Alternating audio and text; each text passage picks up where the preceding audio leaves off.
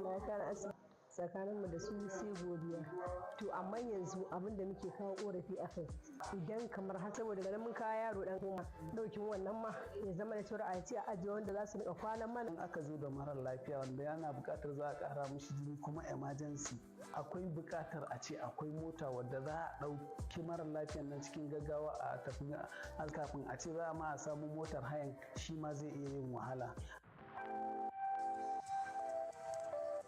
Sunana wata Ibrahim IC domin su al'umma da suke zuwa a ƙara ƙarfafa musu gwiwa idan suka samu gudunmawarsa shi ma zai ƙara musu halarta da ake ba mu na biyu da ƙananan bayarwa da mutu amma ku ci ga cikin dogon lokaci. Na zo awo asibiti kashi biyu ana zuwa ana asibiti duk wanda matsala ta kama ba ta yi wa ɗakin ta ba za a ɗauko ta a kawo ta nan ta hayu zuwa ne ya kujeru da magunguna. Watch our voices from it's basically what they want, for the community. So they are speaking to shortages of, however, they have been able to commend the government for most of the efforts. They just do more. So I want to join us, just like I mentioned earlier, it is not a work together and see how we can amplify their voices so that policymakers are going to pay attention and resolve most of their challenges within the community. So thank you very much.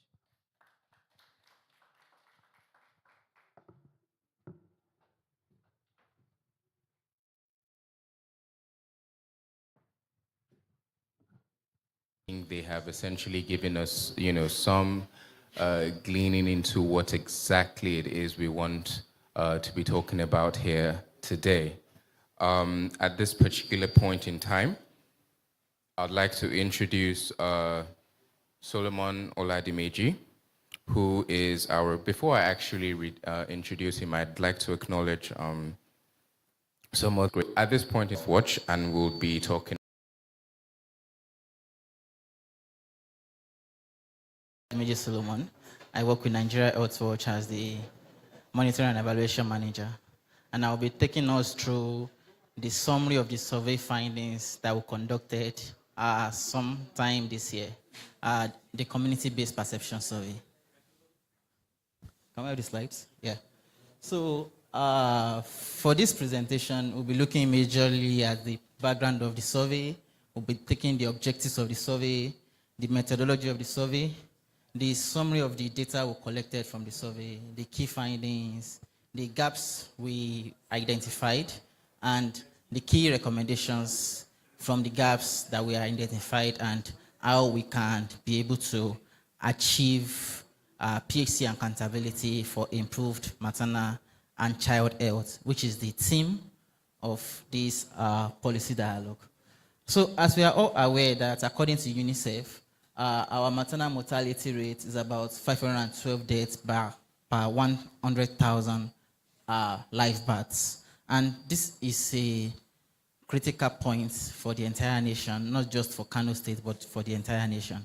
And as a result of this, we have the Federal Ministry of Health and Social Welfare, all the states, Primary Healthcare Management Board, all the state Ministry of Health, development partners and CSOs channel a lot of efforts into ensuring that we have the maternal mortality ratio is reduced for the entire country. And a lot of initiatives were put into this. Nigeria Health Watch as an organization is not left out in these efforts and this approach. And this project, which is the Global Policy and Advocacy Project, is part of our initiative to ensure that Nigeria as a whole, Kano State as a whole, and the other 35 states and the FCT have reduced maternal mortality ratio. And as part of it, we launched this survey. This survey is a community-based perception survey, which looks at critical data points from Kano State. And the objective of the survey is to strengthen community accountability mechanisms for improved delivery of primary healthcare services. Another objective is to ensure that we revive government and community-led efforts to ensure social accountability. And the top objective of the conference is to amplify citizen voices in the delivery of healthcare services. As we know, these objectives are very, very important. And with these objectives, we will be able to get closer to reduction in the maternal mortality ratio for the nation. So, talking about our methodology, the community-based perception survey methodology use some critical approach to be able to collect the data we need so that we can be able to arrive at the gaps we identified and arrive at the key recommendations we have. And one of these methodology is a secondary desk review. So as part of this survey, we conducted a secondary desk review using open source and existing data sources. We looked at the DHIS2, we looked at the MSDAT, and we're able to look at the performance of Kano State as a whole. We did a review of the critical health indicators data points from DHIS, talking about the maternal mortality ratio, the infant mortality ratio, the under 5 mortality ratio, the neonatal mortality ratio, and some other critical data elements. And looking at a very good representation, because our sampling size for the states was 6 local governments. And these 6 local governments, we distributed them per the geopolitical zone that we have in the states. We looked at, for the Kano Central, we looked at KMC and Kura. We looked at Wudi and Bunkuri for the other senatorial districts, and we look at Gwazo and Gari. So those are the 6 local governments that we looked. So also after the secondary data review, we now have our approach into the qualitative data collection and the quantitative data collection. For the qualitative data collection, we conducted focus group discussions in each of the local governments I have mentioned. In each of these local governments, we conducted 1 focus group discussion each, and in each of these local governments, we conducted a number of key informant interview, which totals to 30 in all. So for the focus group discussion, we stratified our target audience, looking at women of reproductive age, looking at health of household, community leaders, youth, religious leaders, and critical stakeholders that are within the local government. Those are the people that made up our FGD participants. For the key informant interview, we looked at critical stakeholders as well, talking about the OICs of basic healthcare provision supported facility, non-basic healthcare provision supported facility. We look at World Health Development Committee chairman and a whole lot of critical stakeholders as well. We also came to the state, we looked at directors at the primary healthcare management board. These are our targets for our key informant interviews. Then for our household survey, so we conducted house-to-house survey. That's for our quantitative approach. And for the house-to-house survey that we conducted, we distributed this among the 6 local governments I've mentioned earlier as well. And within the 6 local governments I've mentioned earlier, we're able to survey a total of 1,021 households in these 6 local governments. So, looking at it on my screen, we conducted a minimum of 130 households per local government, and which totals to 121, as I've mentioned. Then our FGD totals 6, our KIIs totals 30. So moving forward,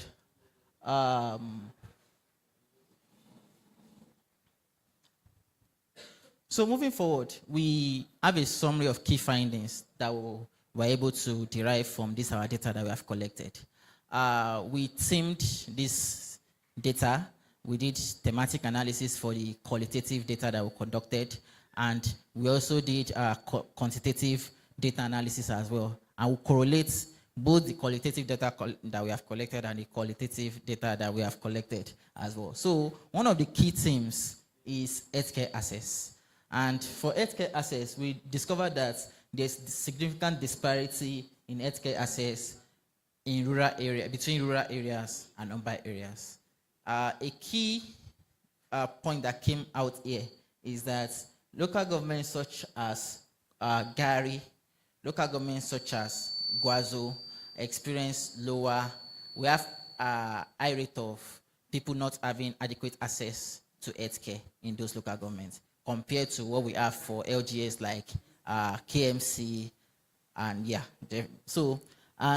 looking at it, our key recommendations is that we should prioritize interventions to be able to underserved areas. So we're able to identify LGS like Gary as an underserved area that we should prioritize interventions to, so that's to increase healthcare access in those local governments. So we now have a critical question based on this particular thematic area we have identified, is that what are we doing to improve healthcare access in rural area?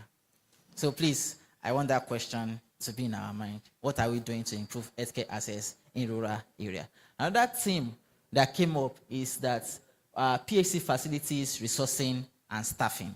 We discovered that most of our respondents, out of the 100% of respondents that we collected our data from, we have only 13.4 of them indicating that their PHC facilities are well equipped. So the remaining almost 87% are indicating that their PHCs are not well equipped. That's talking about the facilities and staffing. And for here, our recommendation for this particular thematic area that we have identified is that we need to invest in upgrading our PHC infrastructure, and we need to invest in providing essential medical services and equipment. So a key question is that what steps can healthcare personnel do to ensure that PHCs are adequately staffed and adequately equipped? So another thematic area that we identify is the quality of care and long wait times. Quality of care and long wait times. So we realize that for some certain local governments, the quality of care in these local governments are reduced, and our respondents from this local governments experience long wait times before being able to access healthcare, like the Basic Healthcare Provision Fund. So for this, we are recommending that we strengthen community outreach programs to raise awareness about government healthcare interventions. And that we create a grievance redress mechanism for people to be able to put in their feedback so that people can enjoy more access to healthcare, and the community can be carried along in the healthcare interventions that are being carried out in their community. So moving forward, another theme is service delivery and accountability. We realize that there is a need for a more enhanced transparency and accountability service delivery in areas where community confidence in the management is low. We're able to identify, based on the responses we collected, that there are some local government that the confidence in the management of the primary healthcare services is low. So we need to be able to put in enhanced transparency approaches to this. We need to establish stronger accountability measures at the PHC level, and also create maybe some things like community scorecard and regular performance audits at the local government, so that the people can be carried along as well, and there can be service delivery accountability. So another theme here is the community feedback and participation. We realize that just a little below half of our respondents, they feel that their feedback is not considered. And when their feedback is not considered and they are not carried along in consulting them, and especially community leaders, before healthcare interventions are rolled out. So for this, we want to recommend that the community feedback channels at the local government level are integrated into healthcare policy reforms, and organize regular community meetings and forums.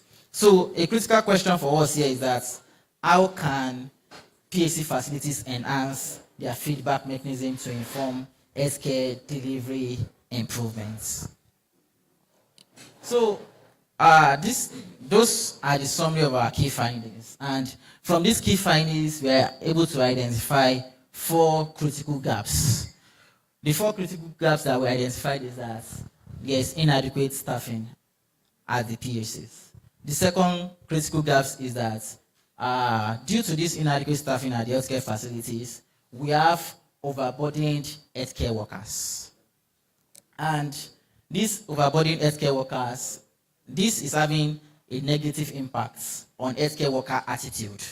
So because there's limited staff, these limited staff are overburdened and it's affecting their attitude to the staff, which is now causing reduction in the quality of care.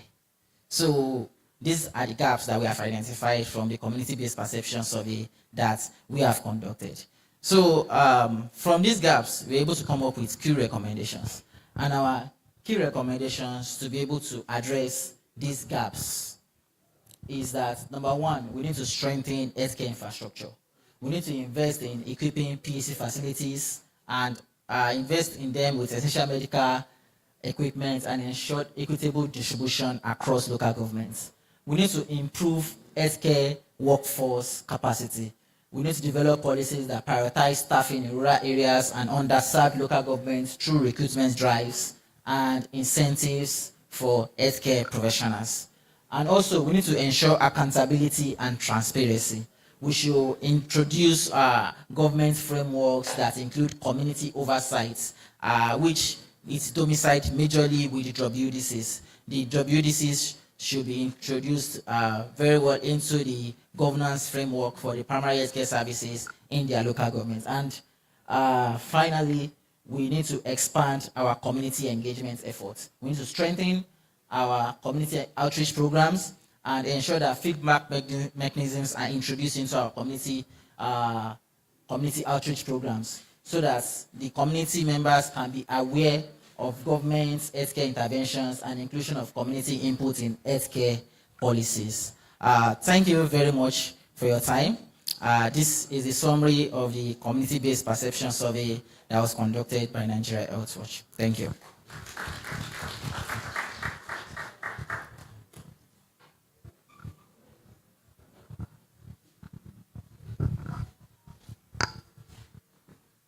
Please, a round of applause again. Solomon, thank you for that insightful presentation on our community-based perception survey. At this point in time, I'd like to recognize the DG Kano State Primary Healthcare Board, Dr. Nasiru Mahmood. It is great to have you here in our midst. I'd also like to acknowledge the Director of Planning, Research and Statistics, Dr. Bashir Sanusi. It's also great to have you here. And also our Royal Highnesses and community leaders here present. We appreciate and recognize your presence here with us. Thank you so much for attending. So at this particular point, we will be having the keynote address.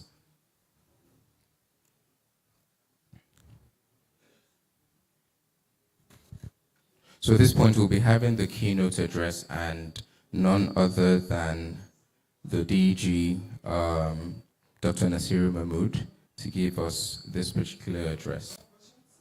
No?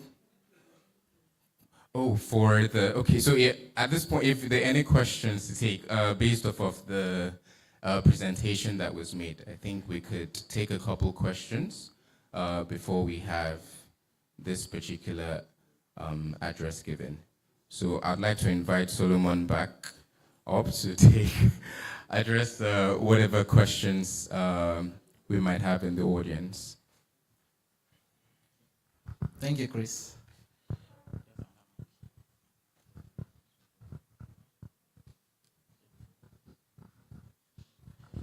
All right, so questions, please, based on the survey findings summary.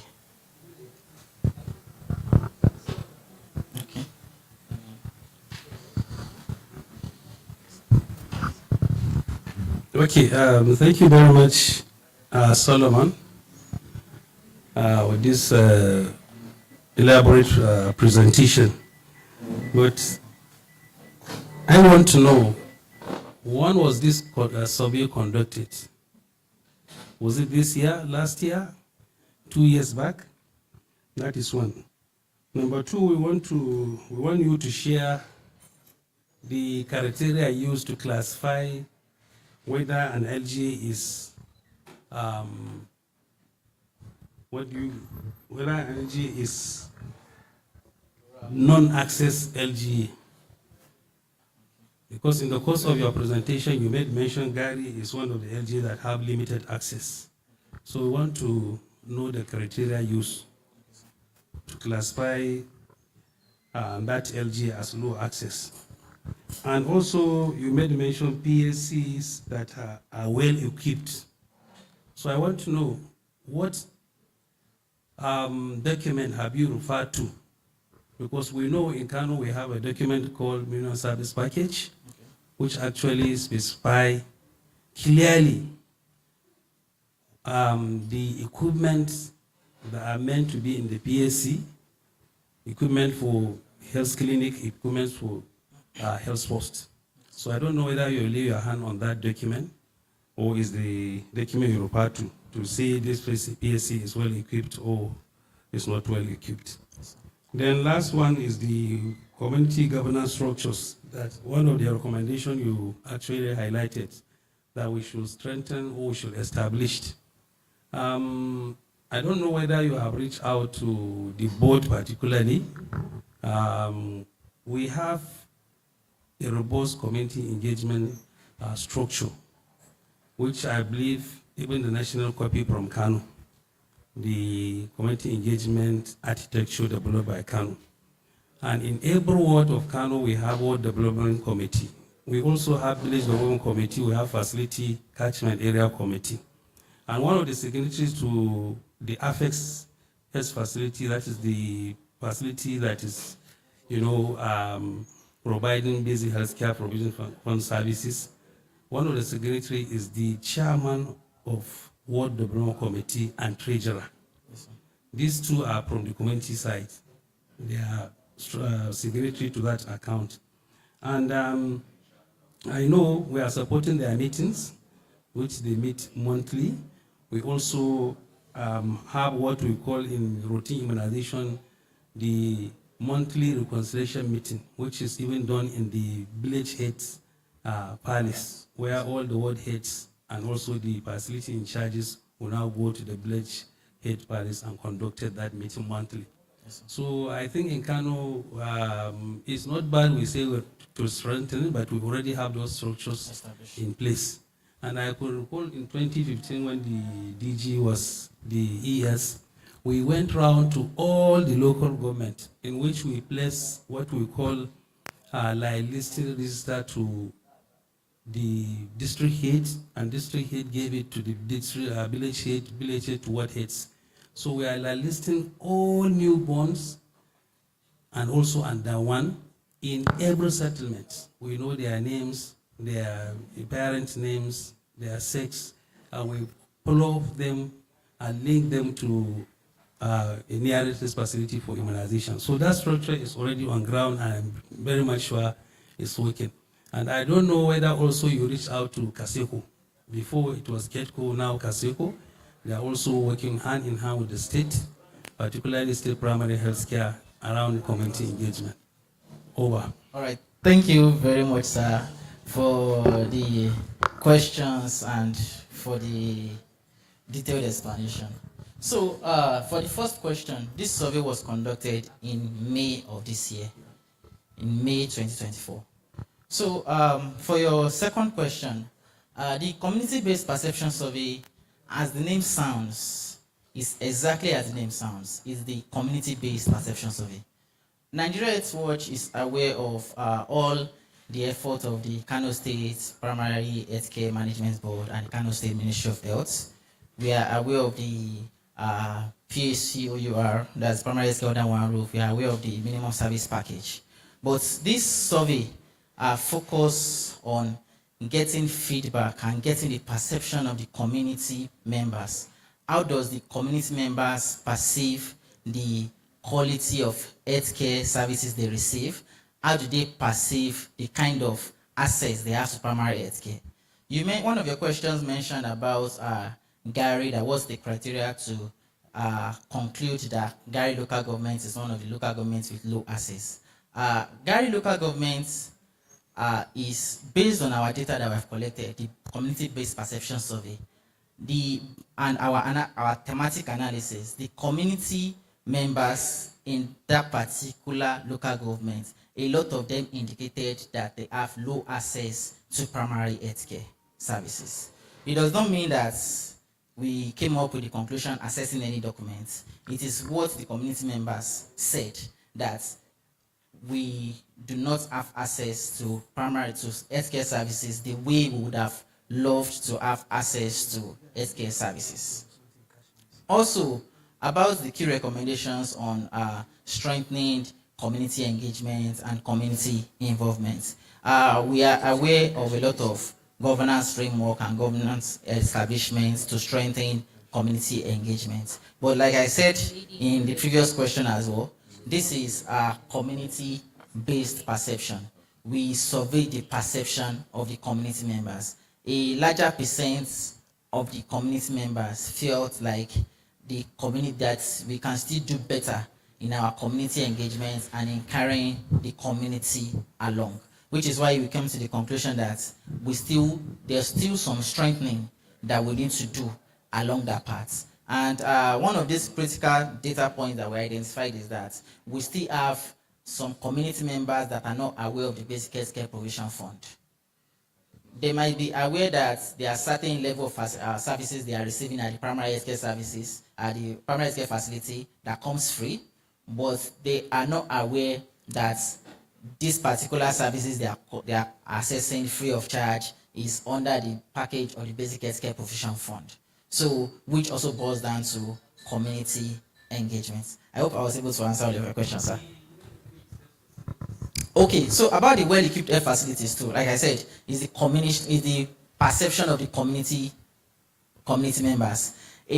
About 40-something% of the community members we surveyed, 13.4% of the community members we surveyed only indicated that their facilities are well equipped. So the question around that particular data point talks about equipment in the facilities. If they assess the facilities, do they get the kind of services they need immediately? Or are they being referred out to go and assess other services that they expect that it should be available at the health facility? So that's where this particular data point came up from. So for everything that we did on the survey, is based on the perception of the community members. Thank you very much, sir.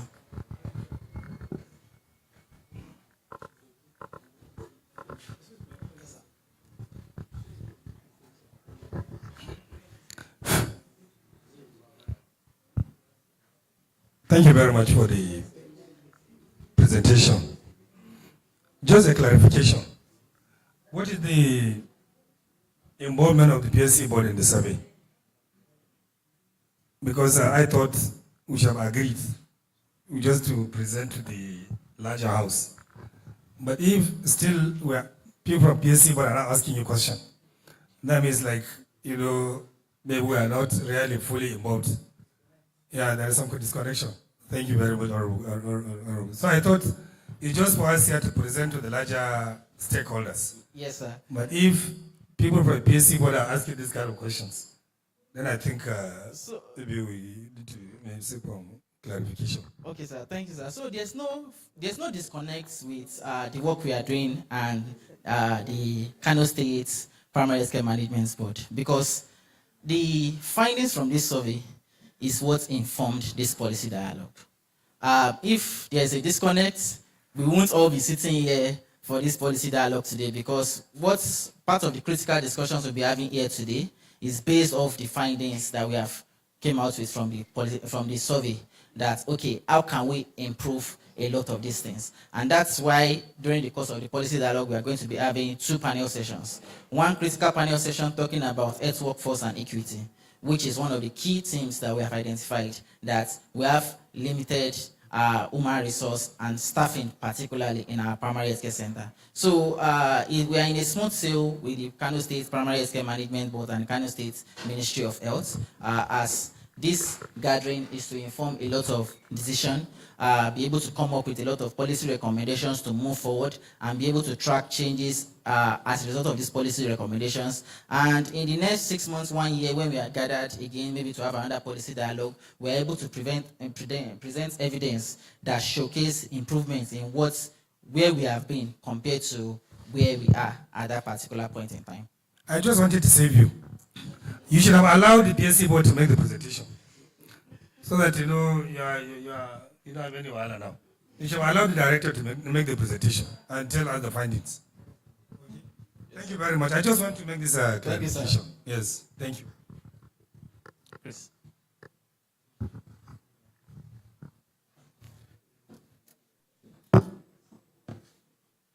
Okay, there's another question, Solomon.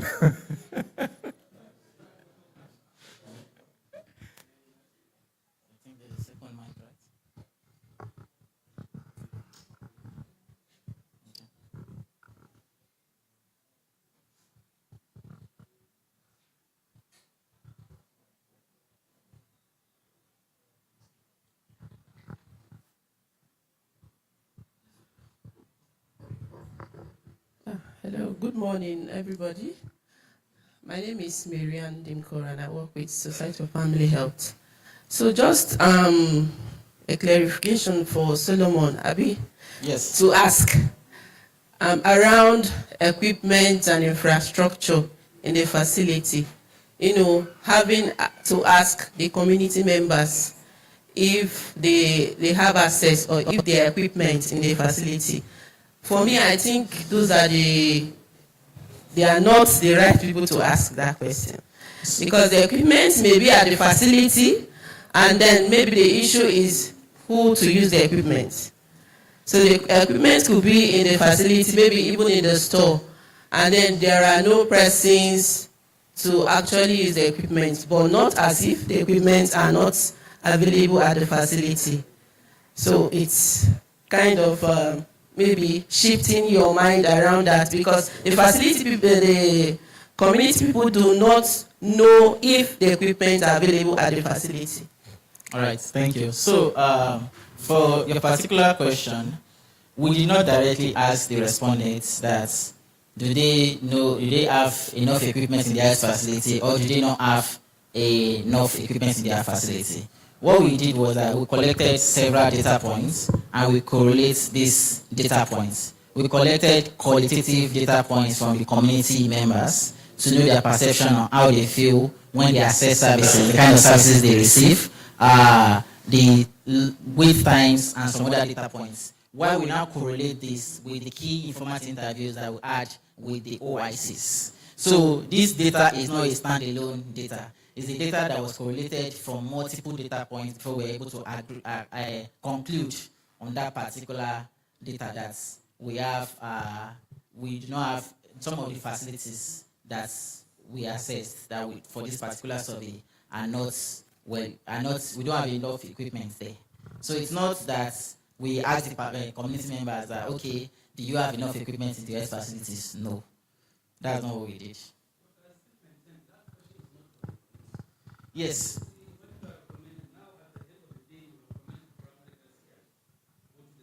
Yes.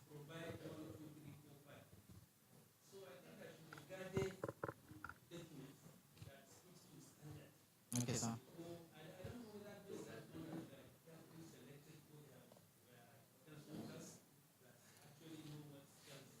They were carefully selected, sir. Yes. So.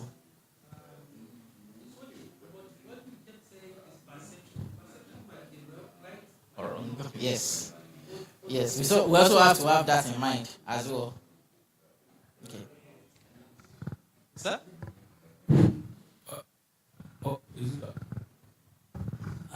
Thank you very much for a wonderful presentation. My question is this: you have used the quantitative and qualitative data in this your survey. So my question, how do you arrive at having the sample size of the survey? Despite the fact that in Kano we have 44 local government areas, and it seems to be that based on your presentation, you have selected Gary LGA and some metropolitan LGA. So I think when you are doing a survey, you are expected to have, how do you arrive at your sample size, so that at least based on the sample size, it will inform the sample size that you have collected on the general population. Even if you are using the community perception, you can be able to use that as an evidence to inform decision all over the state. So that's what I want to hear, please. Thank you. So what you have described is exactly what we did. And we did a representation of the local governments in the states using these 6 local governments, 2 per geopolitical zone, geopolitical districts. That's senatorial district rather, not geopolitical districts. Then also we categorize them based on urban, semi-urban, and rural local governments. And our sample size in this, when we calculated our sample size based on the population, we look at the population, the estimated population of Kano State and the estimated population of this local government. And our sample size was around 385 thereabouts per local government of our work, which is why we're able to collect 1,021 household data. So our sample sizing works both for our household data, then we did a stratification for the qualitative parts of the data that were collected. So, like what you have said exactly, is what we do. We have a sample frame that properly justifies this. So these local governments that we have selected and these participants that we have, these are our respondents, are not only a representation of the local governments we have conducted this survey itself. They are a representation of the entire 44 local government and the entire people of Kano State. Okay, well done, Salam. Thank you for the good presentation. Yes, sir. So I want to ask you, what is the link between your findings and your objectives? Does your findings or your study really answer your objectives? And then in one sentence, give me your the conclusion of this study. Thank you. So, sir, our survey is directly linked to the objectives of the survey. The objectives of the survey looks at ensuring accountability and transparency, look at ensuring community engagement and involvement, and look at reviving government structures and approaches into accessible and equitable service delivery. So they are well linked. And the conclusion of the survey, like I've said in the gaps that we have identified, is that we have limited human resources. These limited human resources, it's giving access to healthcare due to these limited human resources. There's a great gap in the access to healthcare. Not a lot of people have access to healthcare due to these limited human resources. The limited human resources that we now have, there is a lot of strain on the limited human resources, which is now causing these healthcare workers, the few healthcare workers that we have, is now affecting their attitude to their patients, which is now also reducing the quality of care. So it's a chain effect.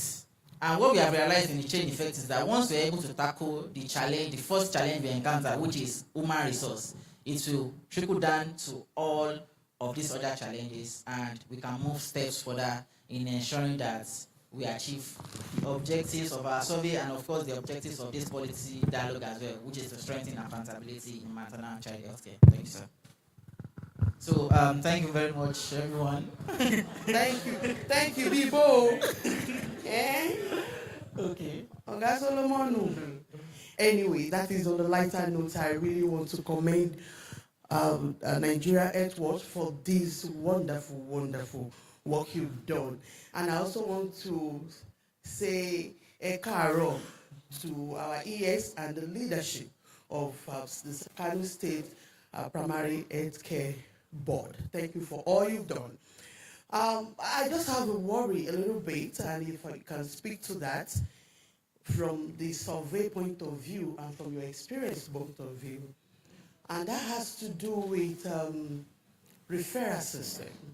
I don't know if that actually really come out in your survey, because poor referral system from the community to the health facility, no matter how close the health facility are to the people, is a major contribution to poor quality of care, delay in reaching to the healthcare services. So how do you see it, and what are the practical solutions? Because here we are gathered not to really find the situation of things. The truth is we are Nigerians, so we know the problem. But what are the practical solutions addressing referral system?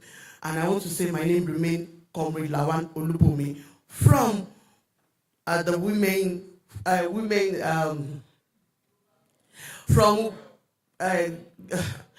in Global Health. You know, when you see some faces, what you have in your mind disappear. Anyway, Women in Global Health, all the way from Abuja. Thank you. All right, thank you for your question. So before delving directly into the question about the referral system, about the survey, the referral system is something that we looked out for as well. We did not only look at the referral system in the community alone, but even within the structure of the healthcare system as well. So we looked at the data points from the community. One of the questions we have to ask the community members is that at a point where they need healthcare services, which healthcare services do they go for? Is it the government facilities they go for? Do they go for government facilities or not? That's something we looked out for. When we were asking during our focus group discussion, we looked at questions and we did analysis of questions and responses that we have around that as well. Then another thing that we looked at, and that is why we focused our attention on facilities that are providing basic health provision services and the ones not providing basic healthcare provision services. We looked at the linkage and the referral system between these two facilities, because what is in the structure is that a non-basic care facility is expected to refer to a basic healthcare facility, to a higher facility. We look at that referral structure as well. So now to your question, from the experience, what have you identified from the referral system? I can tell you that there are still gaps in the referral system, but these gaps are gaps that with little efforts and being intentional about revitalizing our healthcare system, we can be able to bridge those gaps. We have a lot of structures that are already existing to ensure a smooth referral system between the community and healthcare facilities. And our survey findings from data we have does not point to us establishing any other structure. It only points to us strengthening the structure that we already have. We have the chiefs, we have a lot of all other community structure that fits into the healthcare system that we can strengthen. So we can strengthen, and also to point to this, from the federal government approach, with Federal Ministry of Health and Social Welfare, these are some of the things that the SWAP is expected to take care of as well. So I can say that we are very much aligned. The data and findings that we have been able to identify correlates with the frameworks that are existing. What will be my conclusion would just be that we need to strengthen those frameworks, these existing frameworks. The SWAP approach, how well is the understanding and implementation of the SWAP approach at the subnational level governments? And how can we strengthen this process and improve them? So this will be my conclusion. I hope I was able to answer your questions. Thank you. Thank you very much. Very much. At this point, I think someone can come and take the mic from me and take up this role, but thank you for addressing these questions, and we appreciate the questions because, as we had mentioned, we want this to be as informative as it is engaging. So again, round of applause for Solomon Oladimeji, please. It's not easy to answer all these questions. At this point, I'd like to recognize a couple other people that have come in. Dr. Rahila Aliyu Mukhtar, who is the Executive Secretary, Kano State Contributory Healthcare Management Agency. It's great to have you in our midst, Ma. I'd also like to acknowledge the Director of Human Resources, Kano State Primary Healthcare Management Board, Mr. Nasir Tanko Kerry. Round of applause, please. And I'd also like to acknowledge Mr. Dayabu, I'm so sorry if I'm murdering that, Dayabu Yusuf, who is the Regional Lead, Northwest Society for Family Health. It is great to have you in our midst, sir. At this point of this function, I would like to call on the DG, Kano State Primary Healthcare Board, Dr. Nasiru Mahmood, for the keynote address. Please a round of applause for him as he comes to the podium.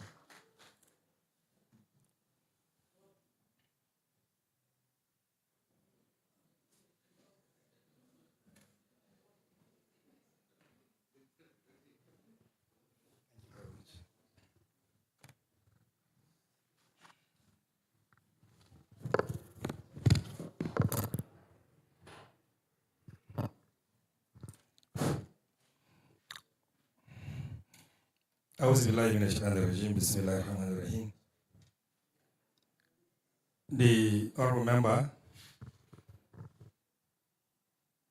also a member of the Kano State House of Assembly Committee on Health, Honorable Musa Kachoko, sir, most welcome. Our royal fathers that are here, let me especially recognize the district head of Gwarzo. Frankly, most welcome. The Executive Secretary of the Kano State Contributory Healthcare Management Agency, my sister Raila, directors from the government and other senior officials of government that are here.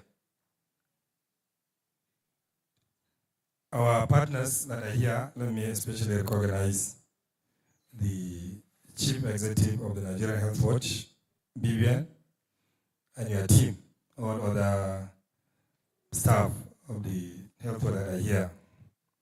Our other partners that are many, I've seen Lipia, FCDO, I've seen Bill and Melinda Gates Foundation, and all other partners that are here. They are fully recognized.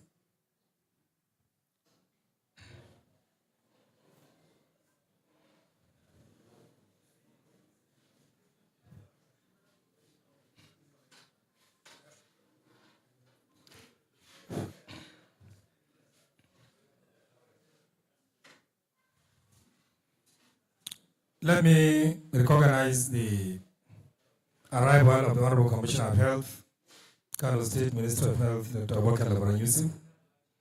Honorable Commissioner, you are most welcome.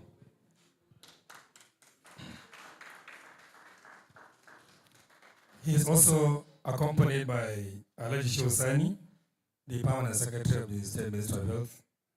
You are also most welcome. As we were told earlier in the program, the Honorable Commissioner is busy attending to other engagements, and he promised to be here. So, sir, you're welcome. The Director of Public Health, also of the State Minister of Health, Dr. Ibrahim, is also here with the Honorable Commissioner. Doctor, you are also most welcome. So, do we proceed with the program, or there is some other thing we need to do? So, Commissioner, we are actually the program just started. We are the second item of the agenda. Looking at the programs, we just had a presentation on the dissemination of some of the key findings from the community-based perception survey conducted. It was presented, and then there were some questions around it. So the other one is the overview of the current state of PHC in Kano. I've just started before he came in. So maybe with the permission of the Honorable Commissioner, I'll just quickly go through these 5 minutes, and then we'll continue with the program.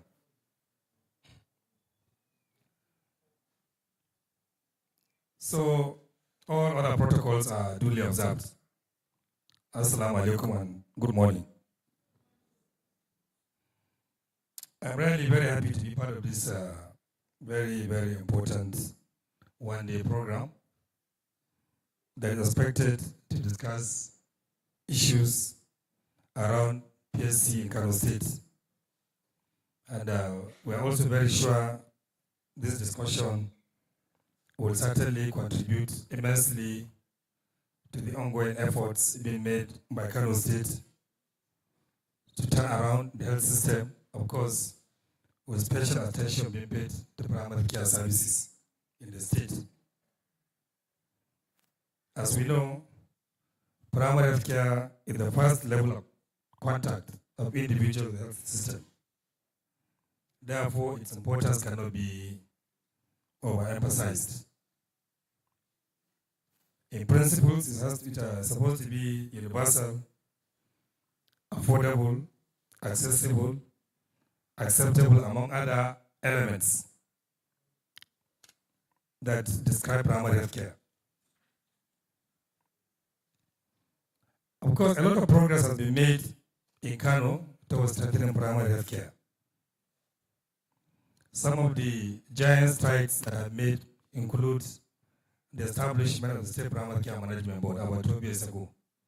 Now there is an agency of government established by law that is responsible for the implementation and the entire management of primary health care in the state. In the same direction, the state is also pursuing primary care under one roof, where all structures of primary health care are being brought under one management, one M&E, one implementation. So it's all efforts to streamline PHC. We also have so many policy documents and guidelines that are supposed to guide operations of the State Primary Care Management Board. Some of these policy documents include the minimum service package, which the state has domesticated, and we have agreed entirely about how PHC services are going to be provided in the state. This document has been approved by the State Executive Council, so it's like the guiding document for the implementation of primary care in Kano. So it's a very, very important policy document. That document describes, for example, the different levels of primary health care, from the health post, health clinic, and primary care center. It also describes clearly how many people should have access to health post, health clinic, and PHC. We also have human resource document that is also a strategic document for human resource management and primary health care. That is also another important policy document. I'm not going to say much because all the discussion we are going to have and the panels, a lot of these issues are going to come. I'm just going to give some highlights. Maybe look at the agenda, I have only 10 minutes. So, of course, there are so many challenges. Despite these efforts that have been made, there are challenges. And some of these challenges can also be linked to the definition of primary health care. When we say about universal, okay? Yeah, there are a lot of things that we have to do to make sure that primary health care is universal in terms of the range of services that we provide and whether each and every citizen of Kano has access to primary care services. You know, there are a lot of gaps, in that area. Based on the minimum service package, for example, the document said every 10,000 population must have access to primary care center. There must be a primary care center that is supposed to service a population of 10,000. So if Kano, for example, have a population of 60 million, that means we need 1,600 primary care centers in Kano to provide that service. What we are targeting now is to have 484, to have at least one per ward. But the actual requirement is 1,600, so we can see the huge gap even in that one. If we take the human resource, The State Primary Care Management Board, we have over 11,000 health workers that are under the federal government. Every month, Kano State government spends about 1.3 billion to pay salary of this staff. But when we critically again look at this personnel, and then we look at the so-called, what we call the frontline health worker, that are actually the people that have contact, that are supposed to provide services to the people, we have less than 5,000 out of the 11,000. And the requirement, our requirement for those frontline health workers is 14,000. So we can see the huge gap also there. Our requirement is 14,000, while what is actually on ground is our 5,000. So it's a huge gap. Of course, there are a number of opportunities, that apart from all the other things I've said, the board, the policy documents, there are so many other opportunities that I'm sure can help us to turn around primary healthcare. One of them is the strong political commitment that is available to us. And this, even at the national level, there is strong commitment of the federal government and the honorable minister to make sure that PHC is turned around. Coming down to Kano, we have a governor that is committed to the health system. And I'm sure everybody will agree with me. If health is not number one, health cannot be more than number two in Kano in terms of the attention of His Excellency to in the state. A lot of things are happening around the health system. You all agree with me. The governor has a lot of interest in the health system. Of course, we also have a very strong leadership provided by the Honorable Commissioner of Health to really see the turnaround of primary health and health system, especially primary health care in the state. So that strong political commitment, I'm sure, is a stronger opportunity that we have. We also have resources now. While resources will never be enough for the health system, but we have a lot of resources now available to us to improve health system, especially primary health care. There are the Basic Health Care Provision Funds, which is a special intervention fund provided by the federal government of Nigeria to improve PHC. It's 1% of the federal government consolidated revenue that is provided for PHCs. And Kano State, being the largest state in terms of local governments, political votes, we are the number one beneficiary of that intervention fund in the country. So it's a huge opportunity for Kano. Kano State also is a beneficiary of Impact Project. Impact Project is also a special intervention fund, agreement between federal government of Nigeria and the World Bank, and specifically geared towards strengthening primary health care.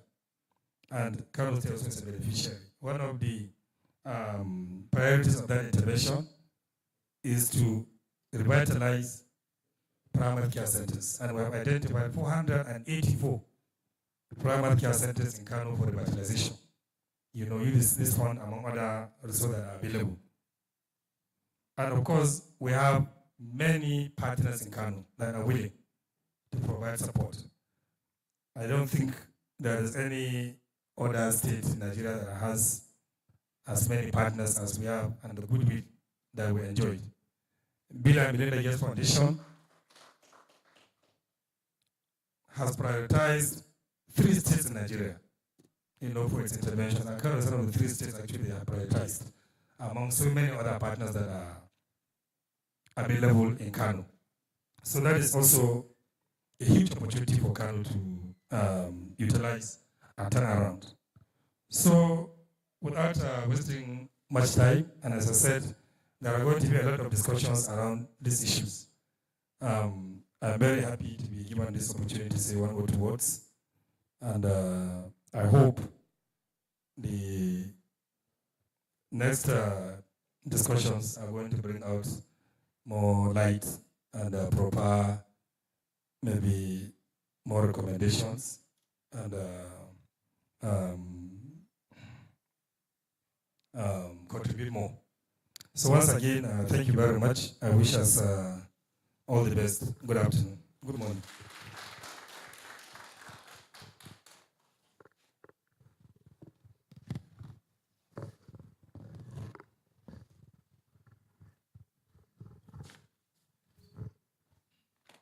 Please a round of applause again.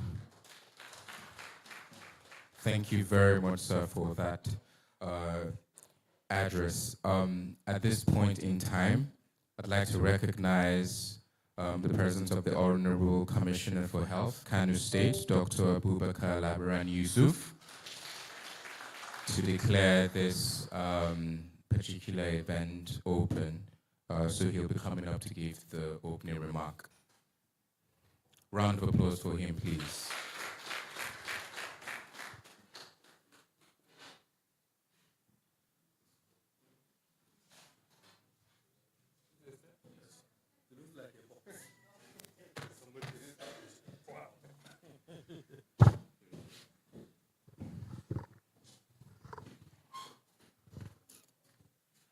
Bismillah ar-Rahman ar-Rahim.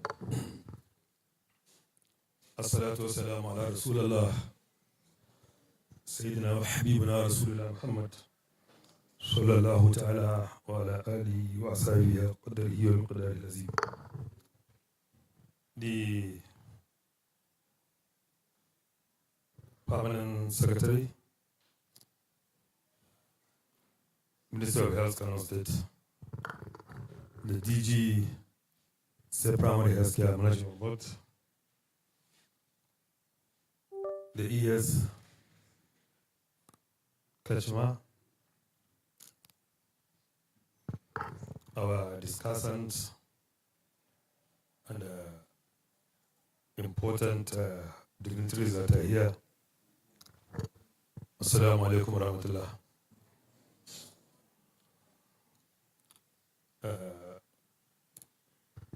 Let me start by thanking the organizers of this very important meeting and gathering, the Nigeria Health Watch, for organizing these important meetings, where we're going to look at our primary healthcare system, strengthening of the primary healthcare system.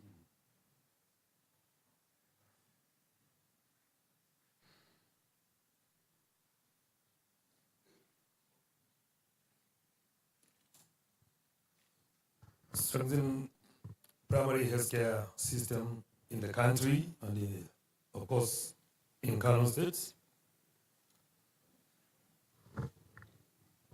which is of paramount importance because primary healthcare is the bedrock of healthcare development.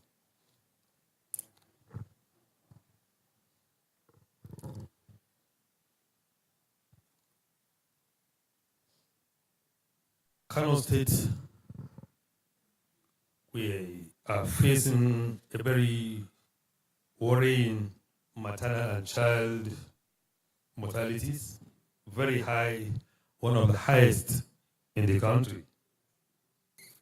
We are also having serious and disturbing problem of dilapidation of our health facilities.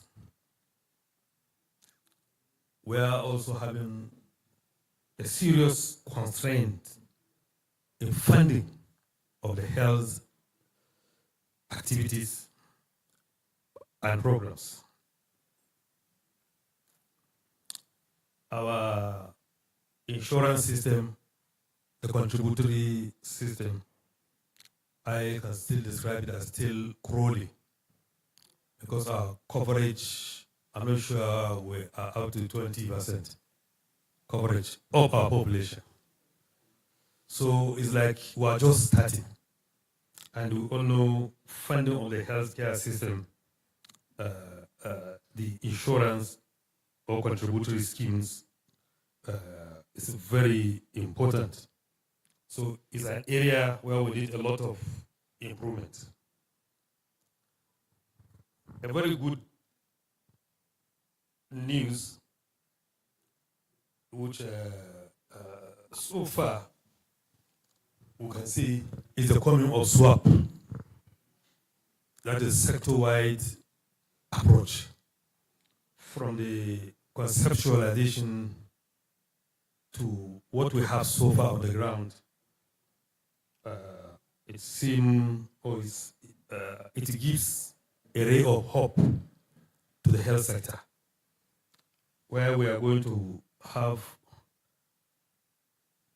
one health discussions, one planning, one budget about health, wherever you go in the country. We believe this kind of approach is a new approach. It's not that we are bringing anything new, but the approach to health programs is what is going to differ. We believe it's going to bring some changes to the system. And with that, all parts of the country, all level of health will receive adequate attention, and the hope is that in a decade, the health system will be revolutionized in the country. I hope this discussion will, at the end, will highlight our gaps, our weaknesses, especially we in Kano. I heard the DG talking about all the strengths. I want to know my weaknesses, please. Let me know my gaps, and let me see how to bridge the gaps. Because by talking about strengths, many people will just fold their arms and go because you are strong. You can do it. But I think our weakness is what I want to hear, please. And I am expecting a report from this very meeting of what is happening in Kano.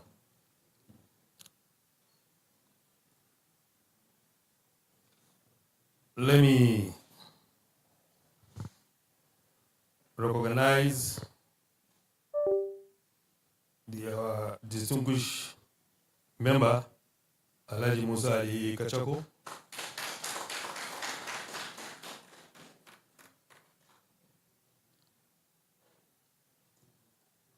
who is a very senior member of the House of Assembly. Yeah, he has been in the House, I think, for about 2 decades. Go, Alhaji Musa. 3 decades. 3 decades. So to kunga ba karamin aiki bane. So we welcome you also to this very important meeting. Let me, in the name of Allah, declare this very important workshop and meeting open. Thank you very much.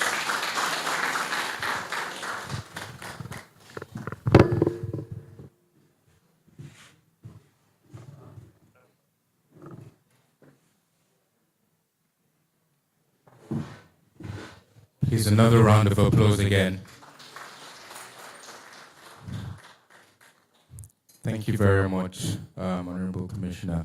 At this point in time, I would be inviting our Managing Director, Vivian Ihekwezu, to come give a remark acknowledging the presence of the VIPs in the room. Round of applause for her again, please. Thank you very much.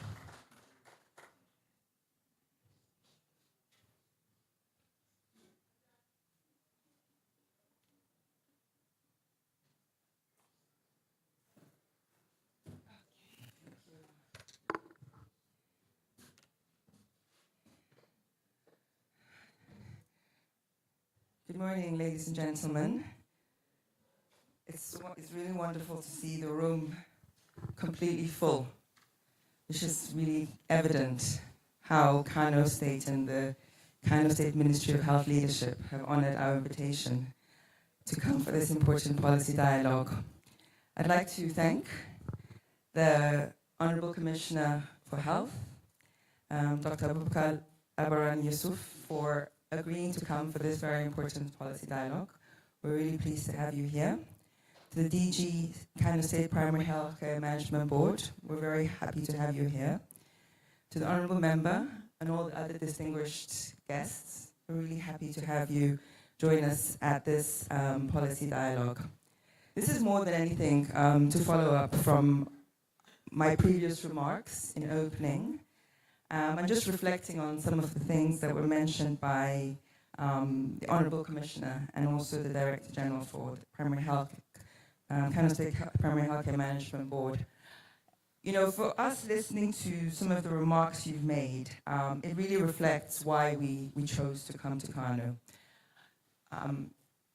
As we all know, the many challenges we face in health are not just the purview of the state leadership. It really also requires the voices of citizens. And one of the things the Honorable Commissioner mentioned is he doesn't just want to hear what's going well, but also to hear where the gaps are. And the way you know where those gaps are listening to the voice of citizens. The community perception survey that was presented, as Solomon articulated, was the perception of people in communities. And we all know that these are the people that we are here to serve. And what that perception survey revealed are the very many gaps that we all know and all know often, that the people who are most disproportionately impacted by these gaps are our women and children. And this is evident in the outcomes we see in looking at maternal mortality and infant mortality. However, we also know, listening to some of the remarks, that the State Ministry of Health and their leadership is finding ways to address these issues. It is a big challenge, but it is clear that there is work being done to address them. Some of the things we are all aware of when we look at what Kano is doing is how much funding is even allocated to health. I mean, compared to many other states, Kano actually allocates one of the highest proportions to the state health budget compared to many other states. In line with the budget declaration of 15%, Kano is one of the few states that actually comes close to that. So I think this definitely deserves a round of applause. But also, as was mentioned, Kano also has many strong partners that are supporting in delivering this health access. And one of the things we're very encouraged about is the current administration's National Health Sector Renewal Initiative. And what that has done is through the swaps that was discussed, the one plan, one budget, one report, and one conversation, we hope now to have an alignment of all partners working in the state, aligned to the state priorities. I know historically as an organization, when we've worked across different states, we often meet multiple partners addressing different interventions, but we often look at the outcomes, and those outcomes are not getting any better. And often it's because there is a lot of fragmentation in the implementation of the projects. But with the swaps approach, the idea is, as a state, you set your priorities and partners will align. Not just partners, but also let's not forget the important role of the private sector. The private sector has a critical role to play, and during one of the panel sessions, we'll see how one of the partners is addressing that through the Form On project funded by MSD for Mothers. So really just to say that, you know, a lot of the work that's being done, there is progress. It may seem slow, but it is a big challenge that's being addressed. And it's evident from the state leadership, from the state healthcare leadership in Kano, that these issues are being taken very, very seriously. As I said previously, we came to Kano 2 years ago, and we held a similar policy dialogue focused around human resources for health. And I think a lot of the challenges we identified then, they still persist. There's a clear policy to actually address these. And so as an organization, Nigeria Health Watch, we're really pleased to be here once again. And we thank you again for the hospitality that's been extended to us. And we look forward to continued positive engagement with the state health leadership. Thank you very much.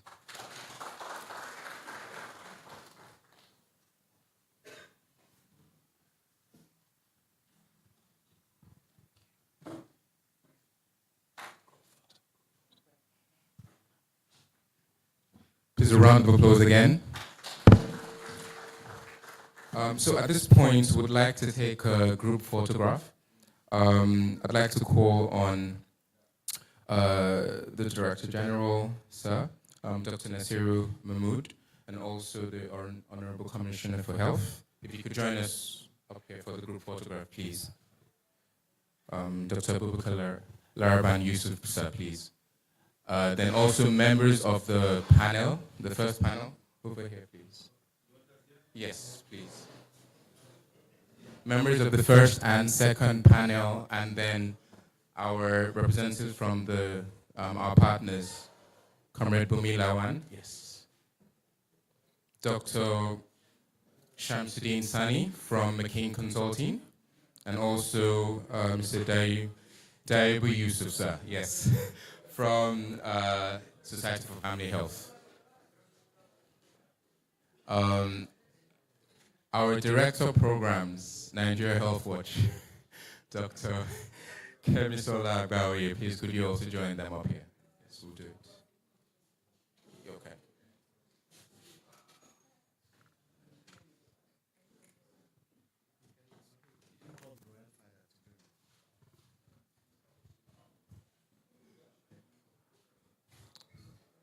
The Royal Father, please, Your Highness, could you also join them for the picture?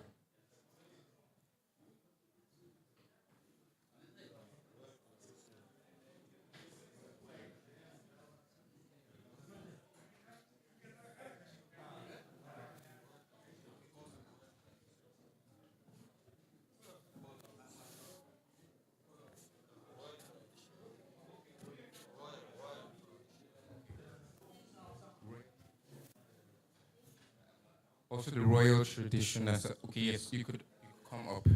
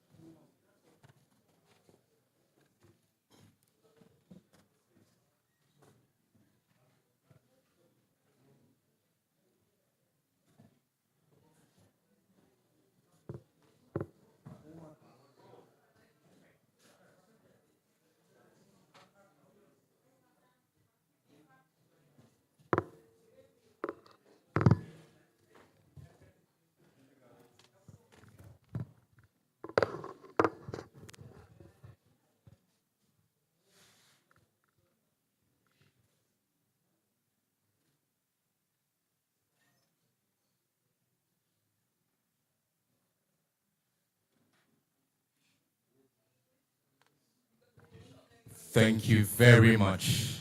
Round of applause, please. Thank you very, very much.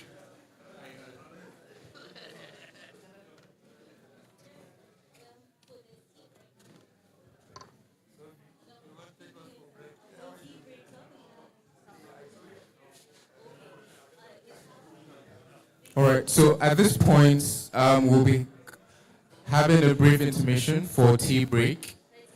30 minutes tea break, please, at the restaurant in the hotel. So if you'd make your way outside.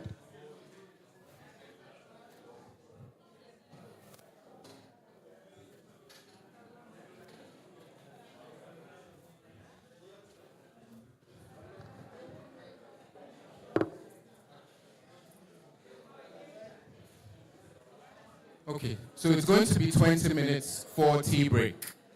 So the time is currently 10 minutes to 12. So we should be back by 10 minutes past 12.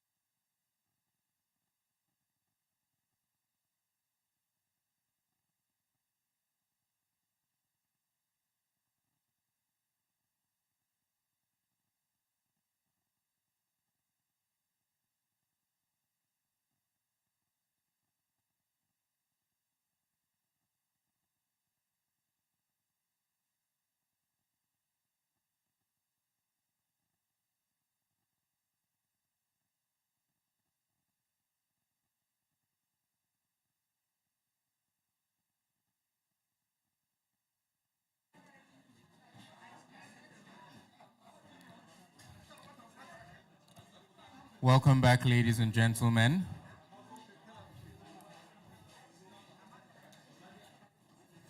If we could all be seated, please, so we can commence with the second round of this event. Thank you.